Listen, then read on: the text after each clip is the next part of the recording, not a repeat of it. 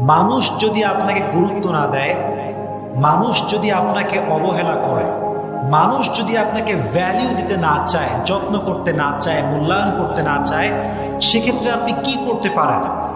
ইসলাম এই ক্ষেত্রে কি সাজেশন দিয়েছে, রাসূল করিম সাল্লাল্লাহু আলাইহি ওয়াসাল্লাম কি বলেছেন, এটা আমরা আজকে জানবো।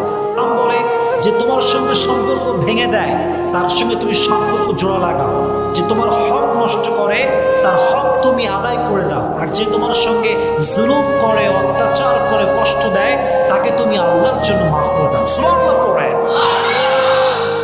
হোয়াট এ বিউটিফুল ইসলাম, কি সুন্দর ইসলাম। কিন্তু আমরা কষ্ট পাই কখন? কেউ অবহেলা করলে কষ্ট পাই কখন, পেইন ফিল করি কখন? We have to justify it first. এটা আগে জাস্টিফাই করতে হবে। দেখেন, মনোযোগ দিয়ে শুনবেন। যখন কোনো একজন নির্দিষ্ট ব্যক্তির প্রতি আমাদের অনেক মায়া, অনেক ভালোবাসা এবং অনেক আশা থাকে, এক্স্যাক্টলি সেই ব্যক্তি যখন আমাদেরকে কষ্ট দেয়, যত্ন না করে, গুরুত্ব না দেয়, তখন আমরা প্রচন্ড পরিমাণে হার্ট ফিল করি, কষ্ট পাই। So firstly, you have to overcome the illusion and expectation from him.